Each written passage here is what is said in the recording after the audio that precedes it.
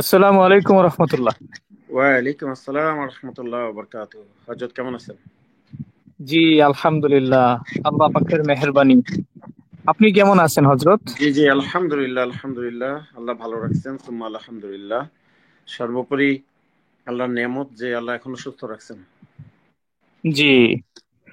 তো হজরত, বর্তমানে আমাদের এই তাবলিগ জামাতের যে প্রেক্ষাপট, হ্যাঁ, সেটা আসলে অনেকটাই সাথীদের সামনে, মানে সাথীরা আসলে বিষয়টা আসলে বুঝতে পারতেছে না যে বর্তমানে আমাদের জন্য কি করণীয়, এবং বড়দের পক্ষ থেকে কি রাহাবারি, আমাদের সামনে জোর আছে, ইস্তেমা আছে, এবং কাকরাইল মসজিদের সম্পর্কে, মার্কাজের সম্পর্কে যে নির্দেশনা, সেটাও একটা বড় বিষয়। এই সবগুলো বিষয়ে সাথীরা একটা অনিশ্চয়তার মধ্যে আছে, কোনো রাহাবারি পাচ্ছে না। তো আমি যত দূর জানতে পারছি যে প্রশাসনিক ক্ষেত্রে স্বরাষ্ট্র মন্ত্রণালয় থেকে শুরু করে বিভিন্ন মহলের সাথে আপনার বৈঠক হয়েছে, কথা হয়েছে ফোনের মাধ্যমে। তো আসলে সবকিছু সমন্বয়ে এখন মূল অবস্থা কি সেটা একটু খোলাসাভাবে একটু আলোচনা করলে ভালো হতো। জি। জি ইনশাআল্লাহ, আলহামদুলিল্লাহ আলহামদুলিল্লাহ, সুম্মা আলহামদুলিল্লাহ। আসলে আপনারা বর্তমান যে পরিস্থিতি সব থেকে কাছে থেকে অনুভব করতেছেন, দেখতেছেন এবং এগুলো মোকাবেলা করতেছেন। তো সবকিছু আপনাদের উপর দিয়ে এই কুরবানিগুলো যাচ্ছে। তো অনেক দূর থেকে আপনাদের এই কুরবানি নিজ চোখে দেখতে পারতেছি না, কিন্তু কানে শুনতেছি বিভিন্ন ভাবে, বিভিন্ন মানুষ, আমাদের সাথী ভাইদের যারা আছেন আমাদের বড়দের কাছ থেকে, এবং দেখতেছি বিভিন্ন ভাবে মিডিয়ার মাধ্যমে। আসলে সবকিছুর পরে আমাদের শুকরিয়া দিল থেকে যে আলহামদুলিল্লাহ, আল্লাহ সুবহানাহু ওয়া তাআলা পরীক্ষা নিচ্ছেন। এই পরীক্ষা, এটা হচ্ছে কন্ডিশন মুসলমানের জন্য, যে পরীক্ষা ছাড়া দুনিয়াবি যে কোনো কাজে, কৃতকার্যের ক্ষেত্রে পরীক্ষা একটা বড় জিনিস। আমরা স্কুল, কলেজ, ইউনিভার্সিটি যেসব জায়গায় গেছি, এরকম আমাদের পরীক্ষা দিতে হয়েছে। ফার্স্ট টার্ম, সেকেন্ড টার্ম, বা এরকম মিড টার্ম, ফাইনাল টার্ম। তো আল্লাহ মুসলমান হিসেবে আমাদেরকে দুনিয়াতে পাঠাইছেন ঠিকই, কিন্তু মুসলিম ঘরে জন্মগ্রহণ করে আমাদের আসলে পরীক্ষা দেওয়ার সুযোগ হয়নি। তো আমরা কলেমা পাইছি জন্মের পরে, আর এরকম কলমা শিখছি, আর এরকম কলেমার পরে চলার চেষ্টা করতেছি। আর আমরা যদি দেখি যে যে সময় এই কালেমা আল্লাহ সুবহানাহু ওয়া তাআলা রাসূল পাক সাল্লাল্লাহু আলাইহি সাল্লামের মাধ্যমে উম্মতের কাছে আনছেন, তো ওনারা কি কষ্ট মুজাহাদা করছেন। ওনাদের কষ্টের তুলনায়, সাহাবাদের কষ্টের তুলনায় আমরা শুধুমাত্র এটা, এরকম একটা পাইছি, একটা কলেমা আল্লাহ সুবহানাহু ওয়া তাআলা আমাদের গিফট করছেন। আর এই গিফটের মূল্য, কোনো একটা গিফটের মূল্য তখনই হয় যখন এটা মুজাহিদের দ্বারা হয়। তো ওনারা এটার জন্য পরীক্ষা দিয়েছেন, আমরা পরীক্ষা দিই নাই। তো এটা সাথীদের ভেঙে পড়ার কিছু নাই, ধরতে হবে এটা আমাদের জন্য একটা পরীক্ষা চলতেছে, এটা দুনিয়াতে আমাদের একটা এক্সাম চলতেছে। আর মানুষ, মানুষ মাত্রই ভুল করবে। আর আল্লাহ সুবহানাহু ওয়া তাআলা এ কথা জানেনি। তারপরেও মানুষকে আল্লাহ সুবহানাহু ওয়া তাআলা, আসলে আল্লাহ পাকের ইহসান যে আল্লাহ সুবহানাহু ওয়া তাআলা আমাদেরকে মানুষ হিসেবে দুনিয়াতে পাঠিয়েছেন। এটা যে কত বড় এহসান! এই এহসানের ক্ষেত্রে ওলামারা বিভিন্ন ভাবে বর্ণনা করেন যে এরকম আমরা কম বেশি সবাই শুনি দাওয়াতে তাবলীগের মেহনতে, যে আমরা এরকম শোনা শোনা কথা বারবার রিপিট করি। এটার উদ্দেশ্য হচ্ছে যে আমরা আমাদের ইমানকে আর ওই পরীক্ষার জন্য নিজেদেরকে যেন তৈরি করতে পারি।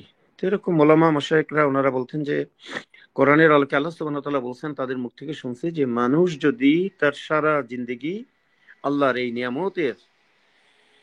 নিয়ামত গুনতে বসে যায়, তো এরকম মানুষ তার একটা জিন্দেগি না, এরকম বলছে যে এরকম অসংখ্য জিন্দেগি যদি মানুষকে দেওয়া হয়, তাইলে এরকম তার সারা জিন্দেগি দিয়ে এরকম অনেক জিন্দেগি চলে যাবে। এরকম একটা দুনিয়া না, এরকম আরো অনেক দুনিয়াও যদি দেওয়া হয়, সব দুনিয়া শেষ হয়ে যাবে, তারপরও এরকম আল্লাহ নিয়ামত গুনে শেষ করা যাবে না। তো শুক্রিয়া তো ওইটাই, যে আমরা এখনো আল্লাহ সুবহানাহু ওয়া তাআলা আপনাকে আমাকে এই কালেমা, এই দামি কালেমার মেহনতের সঙ্গে জড়াই রাখছেন। আর ইমাম, এরকম একটা বইতে আমরা ইমাম গাজ্জালী রহমাতুল্লাহ আলাইহির একটা বইতে আমরা দেখছি যে এরকম উনি বলেন যে শ্রেষ্ঠ তিনটা নিয়ামতের কথা উনি উল্লেখ করেন। ওনার প্রথম নিয়ামতটা উনি উল্লেখ করছেন ওনার বইতে, যে প্রথম নিয়ামত যে আমি আল্লাহর ইচ্ছায় দুনিয়াতে আসছি, আমি আমার ইচ্ছা আসিনি যে আমি কোনো অ্যাপ্লিকেশন করছি যে আল্লাহ তুমি আমাকে দুনিয়াতে পাঠাও, এরকম না। আমরা কেউ বলতে পারবো না যে আমরা আল্লাহর কাছে অ্যাপ্লিকেশন করছি। আল্লাহ সুবহানাহু ওয়া তাআলা আমাদেরকে জন্তু জানোয়ারের মতো পাঠাইতে পারতেন। আল্লাহ সুবহানাহু ওয়া তাআলা আমাদেরকে এরকম জঙ্গলের গাছ, নদীর পানি বা এরকম মাছ, কীট পতঙ্গ হিসেবে তৈরি করতে পারতেন। আল্লাহ অনেক দয়া, আল্লাহ অনেক মায়া করছেন। ইমাম গাজ্জালী রহমতুল্লাহ আলাইহি বলতেছেন, আল্লাহর মায়া এত অপরিসীম যে কোনো আবেদন ছাড়া আল্লাহ সুবহানাহু ওয়া তাআলা তার নিজ কুদরতে আপনাকে আমাকে এরকম মানুষ হিসেবে আল্লাহ সুবহানাহু ওয়া তাআলা দুনিয়াতে পাঠিয়েছেন। এটা হচ্ছে শ্রেষ্ঠ নিয়ামত। আর দ্বিতীয় বড় নিয়ামতের কথা উনি বলতেছেন যে আল্লাহ সুবহানাহু ওয়া তাআলা আপনাকে আমাকে এরকম মুসলমানের ঘরে জন্মগ্রহণ করে পাঠিয়েছেন। যদি আজকে মুসলমান হিসেবে দুনিয়াতে না দিতেন, তাহলে এই কথা জানার বা শোনার সুযোগ আমাদের হতো না। হয়তোবা অন্য ধর্মের মানুষ তারা আমাদের ধর্মে আসতেছে, কিন্তু তাদেরকে একটা মাধ্যম হয়ে আসতে হচ্ছে। আর তৃতীয় সর্বশ্রেষ্ঠ নিয়ামত আল্লাহ সুবহানাহু ওয়া তাআলা আপনাকে দিয়েছেন, আপনাকে এবং আমাকে, যে আমরা হুজুর পাক সাল্লাল্লাহু আলাইহি সাল্লামের উম্মত হিসেবে দুনিয়াতে আসছি। তো বলছেন উনি ওনার বইতে, আসলে তো অনেক ব্যাখ্যা, তো যেটা বলা হচ্ছে যে এই উম্মত এমন এক নবীর উম্মত হিসেবে আল্লাহ সুবহানাহু ওয়া তাআলা আমাদেরকে পাঠিয়েছেন, সিলেক্ট করছেন। আর এই উম্মত হিসেবে আমাদের অনেক রেসপন্সিবিলিটি চলে আসছে। আজকে দুনিয়াতে আমরা যা দেখতেছি, আসলে আমরা ভুল করতেছি। আমরা অনেকে, আসলে আমরা যদি প্রশ্ন করি আমাদের যে আমি কি আমার খুব কাছে, যে না, মানুষ মানুষ তার আমি আমার নিজেরও খুব কাছে না। আল্লাহ সুবহানাহু ওয়া তাআলা আমি আমার থেকে যত কাছে, আল্লাহ সুবহানাহু ওয়া তাআলা তার থেকে অধিক নিকটে আমাদের। আর এই জন্য আল্লাহ সুবহানাহু ওয়া তাআলা এটা বুঝাইতে বিভিন্ন উপমা দিচ্ছেন। এরকম আল্লাহ সুবহানাহু ওয়া তাআলা হাদিসে কুদসিতে বলছেন, কম বেশি অর্থ এরকম, যেহেতু ওলামারা এগুলো বয়ান করবে, এগুলো বলার উদ্দেশ্য আজকে প্রেক্ষাপট বাংলাদেশে। আল্লাহ সুবহানাহু ওয়া তাআলা বলতেছেন যে হে মানুষ, আমি যদি তোমার কাছে না হতাম, আজকে তোমার চোখ দেখতো না।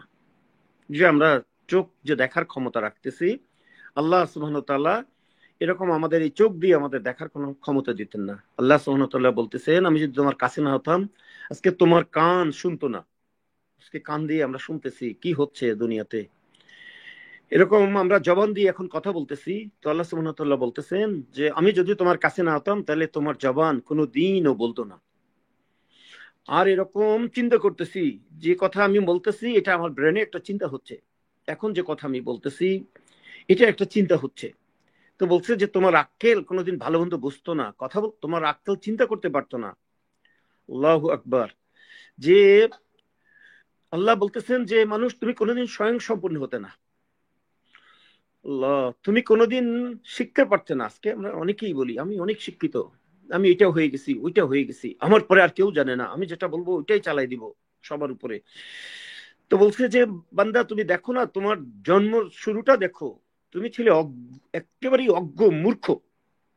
তোমাকে মায়ের পেট থেকে যখন তুমি বের হয়ে আসছিলে, তখন তোমার হাত ধরতো না, তোমার পা চলতো না, তোমার মুখ বলতো না। আর এই অবস্থায় তুমি মায়ের পেট থেকে বের হয়ে তুমি বিলকুল একটা গণ্ডমূর্খ ছিলা। মায়ের পেট থেকে বের হয়ে তুমি কিছুই জানতে না। এরকম, আল্লাহু আকবার, এরকম তুমি এমন একটা জিনিস থেকে তোমাকে তৈরি করা, আর এমন অবস্থায় তোমাকে পাঠানো হয়েছে, তোমার মতো অসহায় আর দুনিয়াতে কেউ ছিল না। আমি তোমার বাবা মার অন্তরে তোমার পরে ভালোবাসা ঢেলে দিছি। আর এরকম তাদের ভালোবাসায় আজকে তুমি বড় হইছো। একসময় তুমি বলতে শিখছো, তুমি বড় হচ্ছ, তুমি শিখছো। আর আজকে এরকম আমি বড় হচ্ছি, বড় হইছি, আর এরকম আমি আমার এই দিমাগ কি জ্ঞানকে আল্লাহ সুবহানাহু ওয়া তাআলা যে শ্রেষ্ঠত্বের মুকুট আপনাকে আমাকে আমাদেরকে দিবেন, এটার সঠিক ব্যবহার করতেছি কিনা। রোজ কিয়ামতে আল্লাহ সুবহানাহু ওয়া তাআলা আপনাকে আমাকে এর উত্তর অবশ্যই আমাদের কাছ থেকে নেবেন। আর এই উত্তর ছাড়া আমরা কোনো অবস্থায় আল্লাহর দরবার থেকে, আল্লাহর বিচারের থেকে আমরা এরকম পার হতে পারবো না। আসলে আমরা মানুষ, দেখেন আল্লাহ সুবহানাহু ওয়া তাআলা শুধুমাত্র তার সৃষ্টির সকল জিনিসের মধ্যে দুইটা জিনিস দিয়ে রাখছেন।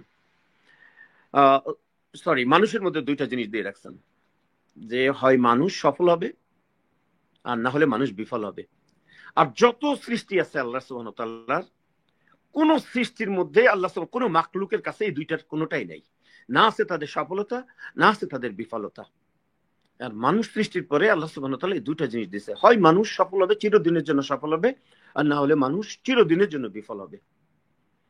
তো আজকে দেখেন, সফলতা বলতে আল্লাহ সুবহানাহু ওয়া তাআলা কি কোরআন হাদিসের মধ্যে বলছেন যে এরকম আল্লাহ সুবহানাহু ওয়া তাআলাকে রাজি খুশি করে এরকম কালেমা পেয়ে গেল, তো তার জীবন, তার আখিরাতের জীবন এরকম সুন্দর হয়ে গেল, সে প্রকৃত সফল কামিয়াবি হয়ে গেল। আর বিফল তো ওই যে দুনিয়াতে তার কর্মের দ্বারা আর এরকম তার হানাহানির দ্বারা এরকম দুনিয়াকে রক্তপাতে ভরাই দিছে এবং নিজেও ধ্বংস হয়েছে এবং দুনিয়াকেও ধ্বংস করে দিছে, তো তার জন্য চরম বিফলতা। আর যে কারণে মানুষ সৃষ্টির পরে আল্লাহ সুবহানাহু ওয়া তাআলা ফেরেশতাদেরকে বলছিলেন, খুব প্রশংসা করে আল্লাহ সুবহানাহু ওয়া তাআলা, কম বেশি উলামা কেরামরা বলতেন, তাদের মুখ থেকে শোনা কথা নকল করতেছি, যে এরকম ওনারা বলতেন যে এরকম আল্লাহু আকবার, যে মানুষ সৃষ্টির পরে আল্লাহ সুবহানাহু ওয়া তাআলা এরকম ফেরেশতাদেরকে বলছিলেন যে আমি, ফেরেশতাদের মহলে ঘোষণা করতেছেন যে আমি এমন এক জাতি সৃষ্টি করছি, এমন এক সৃষ্টি করছি। তো আল্লাহ সুবহানাহু ওয়া তাআলা শুনাইলেন সেই সৃষ্টি কি, বললেন যে তারা দুনিয়াতে আমার খলিফা হবে। সুবহানাল্লাহ। তারা আমার দুনিয়াতে তারা আমার কথার প্রচার করবে, তারা খলিফা হিসেবে তাদেরকে দুনিয়াতে পাঠাবো। তো ফেরেশতারা তখন বলছিলেন যে হে আল্লাহ, কেন সৃষ্টি করলেন?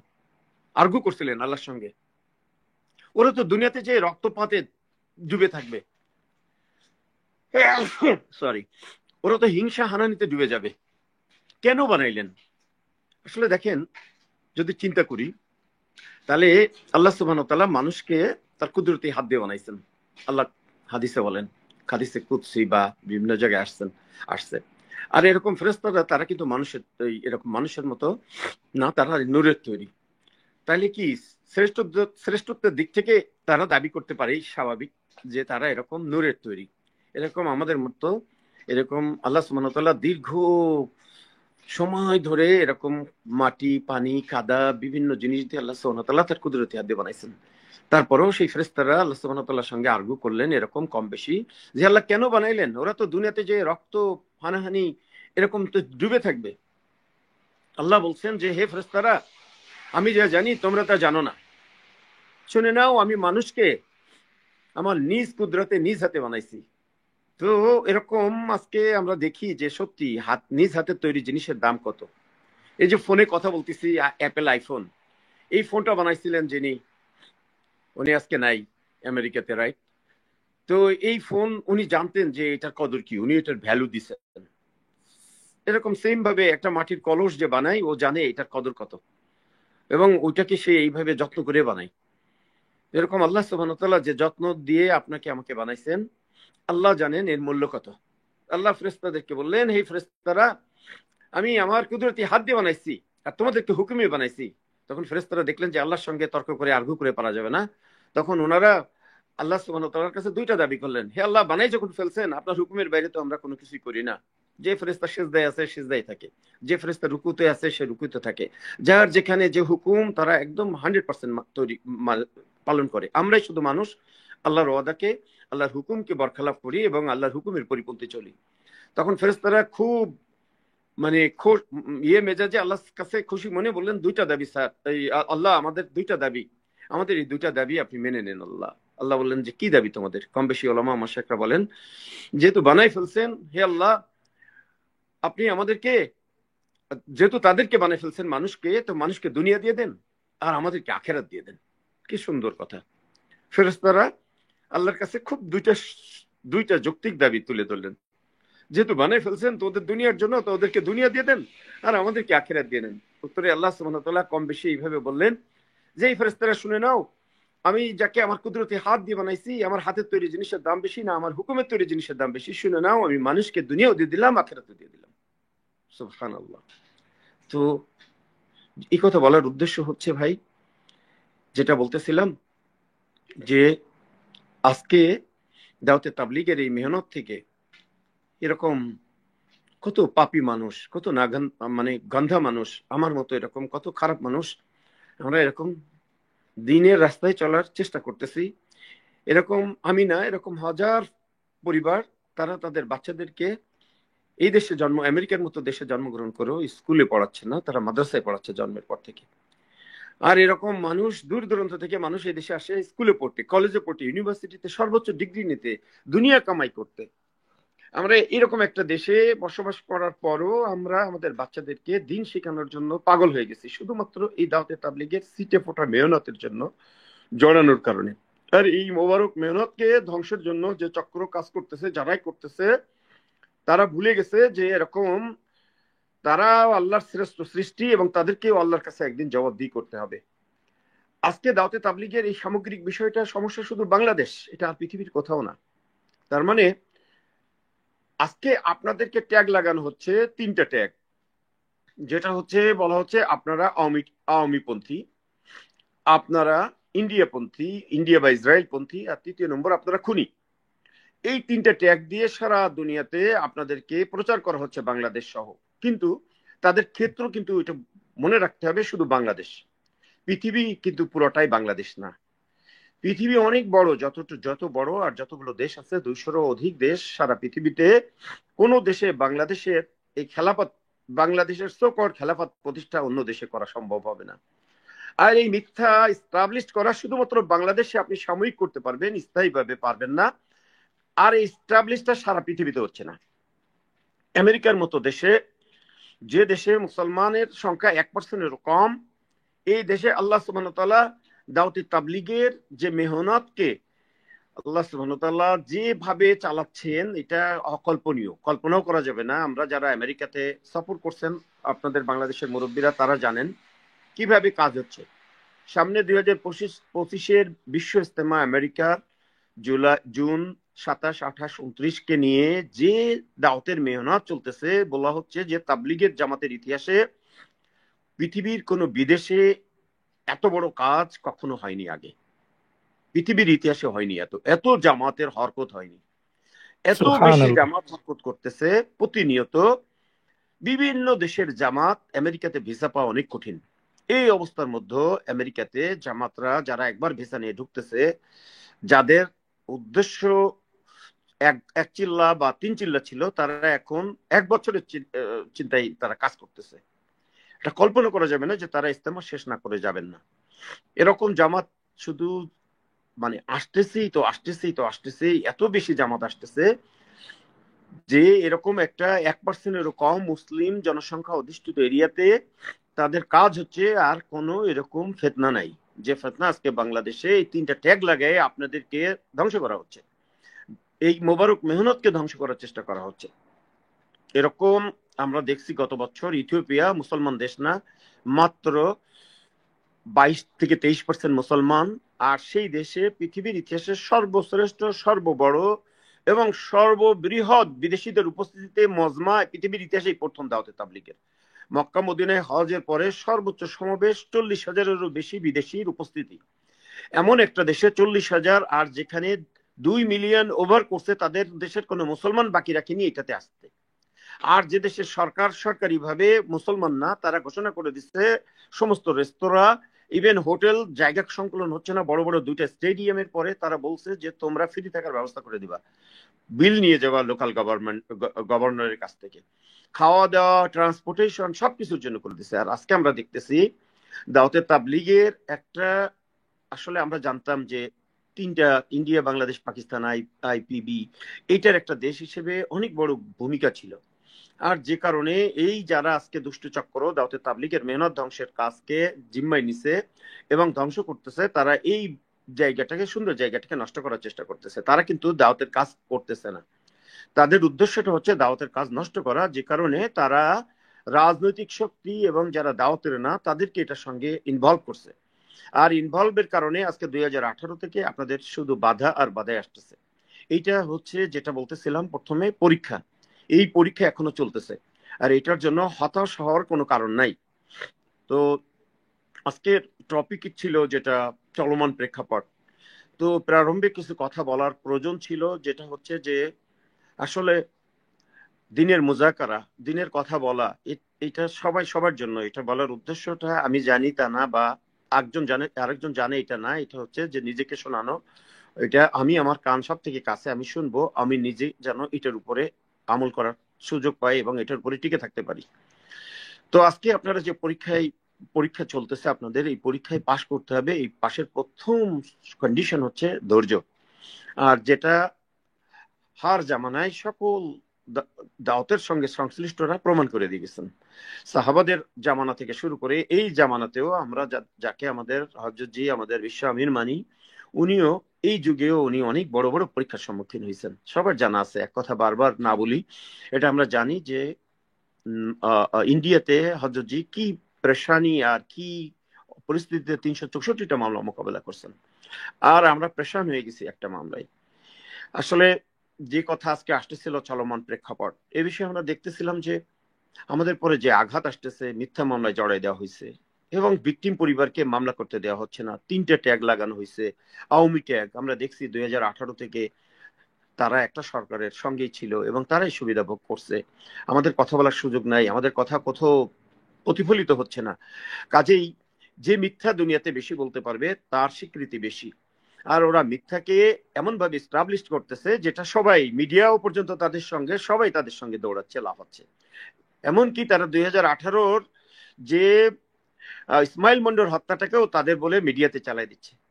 আর মিডিয়ার এরকম পেপার নিয়ে এরকম বাংলাদেশের ওলামারা, সেই সো কল্ড ওলামারা বলতেছে যে আজকে মিডিয়াতে প্রমাণ হয়ে গেছে। তাদের কাছে গায়েবের খবরটা বড় হয়নি। দেখলাম মুস্তাকুন নবী, উনি একটা পত্রিকা ধরে উনি বলতেছেন এইটা নয়া দিগন্ত, আর একটা ধরছেন আমার দেশ, দেখে বলতেছে আপনাদের বিরুদ্ধে তো এটা প্রমাণ হয়ে গেছে, আপনারই তো চলে আসছে পত্রিকাতে, এত সুন্দর করে উনি ওয়াজ করতেছেন, এখন তো আমাদেরকে বলতে হচ্ছে না, প্রমাণ হয়ে গেছে। তাহলে আজকে গায়েবের কথা আল্লাহ সুবহানাহু ওয়া তাআলা যেভাবে বলছেন, এই কথার পরে উনার ইকিন নাই, উনার পত্রিকার কথার পরে ইকিন হয়ে গেছে, এবং উনি বলছেন যে আমাকে ভারত আর আপনাদেরকে ভারত আর ইসরায়েলের ট্যাগ লাগানো হয়েছে। একবারও উনার মতো এরকম একজন ওলামা উনি জিজ্ঞেস করলেন না যে যাদের কথা বলা হচ্ছে ভারত, তারা ইসরায়েল সফর করছে, তাদের পাসপোর্ট ও গভর্নমেন্ট দেখতে পারে। তাহলে এরকম একটা মিথ্যা, এই মিথ্যা নিউজ এই সংবাদ মাধ্যম এরা প্রকাশ করতেছে, আর এটার উপরে উনি এরকম একদম পুরো জমে গেছেন এবং বিশ্বাস করে ওটাই ওনার ফলোয়ারদের বলতেছেন। আবার উনি বলতেছেন প্রকাশ্যে, নিজে বলতেছেন কাফের, আর সঙ্গে সঙ্গে বলতেছেন তোমরা সবাই বলো কাফের কাফের কাফের, নাউজুবিল্লাহ। এইভাবে উনি সকলকে আজকে ইসলাম হারা করতেছেন। যারা যে ভাইরা ওইখানে ওনার সঙ্গে চিৎকার করে কাফের কাফের কাফের বলতেছেন, তো এইটা তো তাদের দিকে ফিরে যাবে ইসলামের ব্যাখ্যা অনুযায়ী, যে আল্লাহ সুবহানাহু ওয়া তাআলা ওনার মতো এরকম ওলামা নামদারি একটা এরকম, কি বলবো, আল্লাহ আমাকে মারুক, আমি সমালোচনা করতে চাচ্ছি না, আসলে আমার তো সমালোচনার যোগ্যতা নাই, তো উনি মানুষকে কাফের বানিয়ে দিচ্ছেন।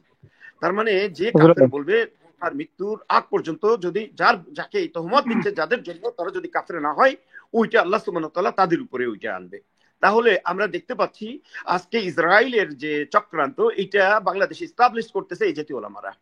তারা মিথ্যা বলে মানুষকে কাফের বানাচ্ছে। ইসরায়েল যেভাবে কাফের বানানোর চেষ্টা করতেছে দুনিয়াতে মুসলমানদেরকে, এটা প্রকাশ্য হয়ে গেছে যে তারা এরকম কাফের বানানোর চেষ্টা করতেছে। তো এই অবস্থায় এত বড় সমস্যার মধ্যে তারা এরকম সেই আবু জাহেলের মতো বলছে, তারা দুইজনই বলছে, আমরা দেখলাম আমানুল হক বলছে তাদের মুখপাত্র, আবার এই মুস্তাকুন নবীও বলছে এসে, এই কাকরাইল এটা আমাদের ছিল, এটা আমাদের চলে আসছে, এটা কিয়ামত পর্যন্ত আমাদের থাকবে। যেমনটি আবু জেহেল বলছিলেন কাকরা এরকম কাবার গেলাপ আঁকড়ে ধরে, এই কাবা এই ঘর মালিক আল্লাহকে উদ্দেশ্য করে বলছিলেন যে এই গেলাপ ধরে তোমার কাছে চাচ্ছি, এই ঘর কিয়ামত পর্যন্ত আমাদের জন্য রেখে দাও। তার কথাটা এর থেকে আরো একটু সুন্দর ছিল। আজকে যে আবু জেহেলের বংশধররা যে স্টাইলে বলতেছে এটা আমাদের ছিল, এটা আমার আছে এবং থাকবে, এটা খুব দম্ভ নিয়ে বলতেছে। আর আবু জেহেল দম্ভ নিয়ে বলেনি। আবু জেহেল ওই জানতো যে এই ঘরের মালিক আল্লাহ, আবু জেহেল ওই গ্লাভ ধরে ওই মালিকের কাছে চাইছিল। দেখেন কত পার্থক্য। আজকে এই আবু জেহেলের বংশধরের কথার সঙ্গে আবু জেহেলের কথার মধ্যেও কিছুটা ভালো ছিল, এবং আবু জেহেল তার কথার ভিতরে রাখছে যে হে এই ঘরের মালিক, তুমি এটাকে কিয়ামত পর্যন্ত আমার কাছে রাখো, আমাদের জন্য রেখে দাও। কিন্তু আল্লাহ সেটা কবুল করেননি। আর এরা দম্ভ নিয়ে বলতেছে, এরা নাউজুবিল্লাহ, এরা নিজেদেরকে আল্লাহর পাশাপাশি এরকম নবীর পাশাপাশি দাঁড় করাচ্ছে। আমরা দেখছি অনেকগুলো বয়ানে ওয়াজে তারা এরকম সেই যে এরকম মামুনুল হক তাকে এরকম বলে যে পাশাপাশি নবীর সঙ্গে তুলনা করে ফেলছে, অনেকগুলো বয়ানে পাইলাম। নাউজুবিল্লাহ, আল্লাহ মাফ করুক। আজকে ওনারা ইসলামের ভুল ব্যাখ্যা দিয়ে আজকে দেশের জনগণকে বিভ্রান্ত করতেছে, এরকম সরকারকে বিভ্রান্ত করতেছে। আর যে কারণে সরকার বাধ্য হচ্ছে, ওরা সরকারকে পারে ট্রাপে ফেলে যেভাবে যেভাবে হোক সরকারকে দাবি আদায়ের জন্য, এমন কৌশল, এখনো জঘন্য কৌশল নাই, এমন মিথ্যাচার নাই, তারা পারে না। আর তারা এগুলো করে আজকে এই পর্যন্ত তারা আওয়ামী শেল্টারে ছিল, এখন তারা এই সরকারের নজরে আসছে। কিন্তু আলহামদুলিল্লাহ সবকিছুর পরেও আল্লাহ সুবহানাহু ওয়া তাআলার পক্ষ থেকে ধৈর্যশীলদের জন্য বিচার আছে এবং এটা আসবে ইনশাআল্লাহ। আমাদের বিশ্ব আমির হযরত মাওলানা সাদ সাহেব দামাত বরকাতুহুম উনি বারবার বলছেন সবরের কথা। আর সবরের সঙ্গে এই সবর হচ্ছে কন্ডিশন হচ্ছে যে কোনো পরীক্ষায় উত্তীর্ণের। তো এর মধ্যে আমরা দেখতে পেলাম যে আল্লাহ সুবহানাহু ওয়া তাআলা সরকারের নলেজে আছে বিষয়টা, কিন্তু কিছু মানুষ সরকারের অত্যন্ত যারা সরকারের মধ্যে সরকারকে মিসগাইড করতেছে, সরকারের অঙ্গ তারা তারা এরকম মিসগাইড করে এদেরকে সরাসরি সহায়তা করতেছে। কিন্তু অন্যায় একভাবে চলতে পারে না, এরকম বিভিন্ন ভাবে তাদের উপরে আসতেছে এবং তাদের কিছু অংশ বুঝতেছে যে এরকম দাওয়াতে তাবলীগের মেহনতের সাথীদেরকে মিথ্যা মামলায় জড়িয়ে দেওয়া হয়েছে, ওলামাদেরকে হয়রানি করা হচ্ছে, যে কারণে ওলামারা যথেষ্ট রিমান্ডের নামে তাদেরকে হয়রানি, পুলিশ জাস্ট এত বড় একটা মামলা এবং এটা মিথ্যা, এবং বাদীকে যারা অরিজিনাল ভিকটিম তাদেরকে মামলা করার সুযোগ দেওয়া হয়নি ইত্যাদি বুঝে তারা কিন্তু আমাদের ওলামা হযরত যে দুইজনকে ধরছে তাদের উপরে কোনো নির্যাতন হয়নি, আলহামদুলিল্লাহ তারা অনেক ভালো আছেন। এটা হচ্ছে পজিটিভ দিক। এবং তারা পুলিশ নিজে খোদ পুলিশ বিভাগের অনেকেই বসতেছেন, কিন্তু ওনাদের কিছু করার নাই, পুলিশ তো এইভাবেই সরকারের হুকুমে চলে। আমরা সবাই জানি যে প্রকাশ্যে ওই ব্যক্তিকে পাশে বসে স্বরাষ্ট্র উপদেষ্টা যে কথা বলছে এটা স্পষ্ট দিবালোকের বলছে, আর ওনার নির্দেশে উনি এগুলো শুরু করছেন, ধর্ম উপদেষ্টা আগে থেকেই করতেছেন, এগুলো আমরা দেখতেছি। এজন্য আমাদের ধৈর্য ধরা। তো সর্বশেষ আমরা দেখলাম যে এরকম তারা বিভিন্ন জেলায় মসজিদ ভাঙতেছে, মার্কাজ ভাঙতেছে ইত্যাদি প্রেক্ষিতে সরকারের কাছে গেছে, বিভিন্ন রকম অভিযোগ উঠতেছে সরকারের কাছে, বিভিন্ন মহল থেকে মানুষ বলতেছে সরকারকে একই জিনিস বারবার আসতেছে, দেশ থেকে বিদেশ থেকে বিভিন্ন মানবাধিকার কমিশন এই বিষয়ে ইনকোয়ারি অলরেডি স্টার্ট করছে, তাদের রিপোর্টও সরকারের কাছে কোনো কোনো রিপোর্ট পৌঁছাইছে, কোনো কোনো রিপোর্ট আসার পথে। এই অবস্থায় সরকার বুঝতেছে যে তারা তাদের পরে জাস্টিস করা হচ্ছে না। তেমত অবস্থায় তাবলিগ নিউজ 24 এর পক্ষ থেকে গতকালকে এরকম সরকারের কোনো মহলে যোগাযোগ করার চেষ্টা করা হয়েছিল, এবং সেখানে যোগাযোগের পরে এক পর্যায়ে স্বরাষ্ট্র মন্ত্রণালয়ের ঊর্ধ্বতন কর্তৃপক্ষ একটা বিষয় নিশ্চিত করছেন তাবলিগ নিউজ 24 কে। আপনারা দেখতে পারবেন www.tablignews24.com। এইখানে মন্ত্রণালয়ের সঙ্গে কথা প্রসঙ্গে তারা এইটা জানাইছেন যে দাওয়াতে তাবলীগের মার্কাজ, জেলা পর্যায়ের মার্কাজ, ইভেন যেটা আজকে তারা দখল করে রাখছে কাকরাইল মার্কাজ, এটার বিষয়ে সরকার সুস্পষ্ট নির্দেশনা দিছে যে এটা পূর্বের মতো বহাল থাকবে এবং এখানে যে যেমন ব্যবহার করতো এরকম তারা এটা ব্যবহার করবে। শুধু তাই না, বিশ্ব ইজতেমা 2 পর্বে করার ব্যাপারে সরকার তার নীতিগত সিদ্ধান্তে অটল আছেন এবং একইভাবে করবেন, এবং আইন শৃঙ্খলা রক্ষার জন্য উভয় পক্ষকে সংযত রাখার জন্য যত চেষ্টা সরকারের পক্ষ থেকে করা হচ্ছে মর্মে জানানো হয়েছে। তো এই অবস্থায় আপনাদের ধৈর্য ধরে সরকারের যে পদক্ষেপ এগুলো মানে আমাদের ধৈর্য ধরে এগুলো দেখতে হবে। পাশাপাশি আমাদের বড়রা, যেহেতু আমরা জানি যে বিভিন্ন মিথ্যা মামলায় তারা বিভিন্নভাবে হয়রানি হচ্ছেন, এই অবস্থায় আপনাদের উপরে ভালো মতো অনেক সুন্দরভাবে রাহাবারি আসতেছে না, তো আসবে ইনশাআল্লাহ, বড়দের পক্ষ থেকে রাহাবারি আসবে দেশের, আমরা অপেক্ষা করি, বড়দের রাহাবারি মেনে চলার চেষ্টা করি।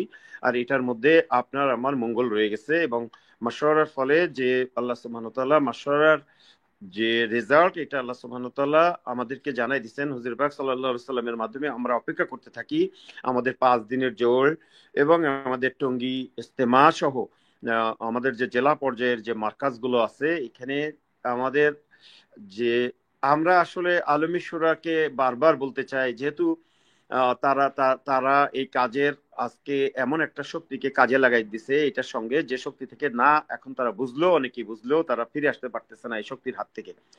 অনেকেই বোঝা শুরু করছে আলমেশ্বরার ভাইরা, তো আমরা আশা করব তারা এটাতে বুঝবেন এবং তারা তাদের অবস্থানে ফিরে আসবেন, এবং এই যে রাজনৈতিক ধোঁকাবাজদের খপ্পর থেকে এই দাওয়াতে তাবলীগের এই মোবারক মেহনত বাংলাদেশে অন্ততপক্ষে রক্ষা হবে। আমি যে কথা আগে বলতেছিলাম যে সারা পৃথিবীতে এই জাতীয় কার্যক্রম নাই, যে কারণে সারা পৃথিবীতে দাওয়াতে তাবলীগে বাংলাদেশের ঘটনার কারণে কোনো প্রভাবিত হচ্ছে না। সারা পৃথিবীতে দাওয়াতে তাবলীগের নিজামুদ্দিন মার্কাজের অনুসারীরা আগের মতোই সমানভাবেই, বরং আরো কোনো ক্ষেত্রে বেশি দাওয়াতে তাবলীগের মেহনত করতেছে নিয়মিত। প্রত্যেকটা দেশে তাদের দেশের জাতীয় ইজতেমা থেকে শুরু করে সকল মাশওয়ারা চলতেছে এবং নিজামুদ্দিনের তরতিবে সকল কার্যক্রম সুন্দরভাবে চলতেছে, এবং বাংলাদেশের ঘটনায় সবাই দুঃখ প্রকাশ করতেছে এবং সবাই অবাক হচ্ছে যে এটা কিভাবে সম্ভব। তো এমত অবস্থায় বাইরের বিভিন্ন দেশ থেকে সরকারের সঙ্গেও দাওয়াতে তাবলিগের বাংলাদেশি সাথীরা প্রবাস থেকে কথা বলতেছেন এবং তারা সরকারকে এটা বোঝানোর চেষ্টা করতেছেন যে সরকার সারা পৃথিবীর দিকে নজর দিক, এটা শুধু বাংলাদেশ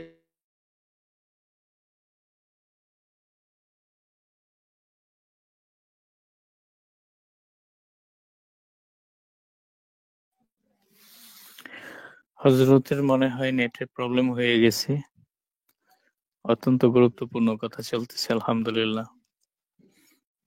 আসলে বর্তমানে যে অবস্থা চলতেছে আমাদের, সরি, তো জি হজরত বলেন। আমার লাইন ডিসকানেক্টেড হয়ে গেল।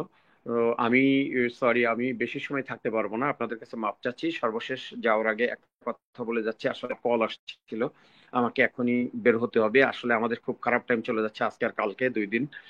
আপনারা আপনাদের দেশে 31st নাইট দিয়ে ব্যস্ত হয়তো অনেকেই, বাট আমাদের এইখানে আইন শৃঙ্খলার বিভিন্ন কার্যক্রম বা অন্যান্য বিষয়ে যে বিভিন্ন ঝামেলা চলতেছে, এগুলো নিয়ে বিভিন্ন কাজের সঙ্গে যেহেতু একটু জড়াই আছি, তো রেসপন্স করতে হচ্ছে, আমাকে মাফ করবেন। তো শুধু পরিশেষে এই কথাটা বলবো যে আজকে যে মেহনত সারা দুনিয়াতে চলতেছে, বাংলাদেশে যেটা নষ্ট করার চেষ্টা হচ্ছে এবং এই বাংলাদেশের কারণে বিশ্বের কোথাও এটা প্রভাবিত হচ্ছে না এবং সুন্দরভাবে দাওয়াতের কাজ সুন্দরভাবে চলতেছে এবং আগের থেকে বেশি সুন্দরভাবে চলতেছে। তো আপনারা সুন্দরভাবে জমে থাকুন। আর এরকম বাকি কথা ইনশাল্লাহ আমাদের সঞ্চালক, আমাদের সদ্য আমাদের মিজান ভাই ইনশাল্লাহ আপনাদের সঙ্গে শেয়ার করবেন। আর আমি সবার কাছে মাপ চেয়ে নিচ্ছি। মিজান ভাই, আমি অনুমতি পেলে আমি সরে যেতে চাচ্ছি, আমার জরুরি চলে যেতে হচ্ছে। হজরত আর একটা বিষয়, 1 মিনিট লাগবে আমাদের। জোরের বিষয়ে এটা কি সরকারি ভাবে কোনো মানে নির্দেশনা দেওয়া বা এই না, এরকম সরকারি কোনো ভাবে সিদ্ধান্ত কি না, হয়েছে? এটা জি, এটা একটু আমি বলি। না। আমাদের বড়রা মাশওয়ারা করছেন জোরের বিষয়ে খুব দ্রুত সিদ্ধান্ত আসবে ইনশাল্লাহ। তো এটার জন্য আসলে আমরা মেন্টালি প্রিপারেশন নিই। জোর আমাদের বড়রা করতে চাচ্ছেন এখনো, তো সেই 5 দিনের জোর হয়তো ইমিডিয়েট এটা ডিসিশন জানানো হবে এবং আমরা অবশ্যই সরকারকে জানাবো কোথায় জোর হবে ইত্যাদি। আর সরকারের পক্ষ থেকে আমরা কোনো কার্যক্রম করলে বাধা আসবে না যদি না আমরা তাদের সঙ্গে না জড়াই, এভাবে সরকারের পক্ষ থেকে বলা হয়েছে যে আমরা তাদের কোনো সংশ্লিষ্ট কোনো বিষয়ে আমরা আসলে আর আমরা নাক গলাবো না। আমরা বড়দের রাহাবারিও এরকম আসতেছে। জি আলহামদুলিল্লাহ, আলহামদুলিল্লাহ, জাযাকাল্লাহ। তো ঠিক আছে হজরত, মাফ করবেন জি। আসসালামু জি আলাইকুম হজরত, রহমতুল্লাহ। ওয়ালাইকুম আসসালাম রহমতুল্লাহ।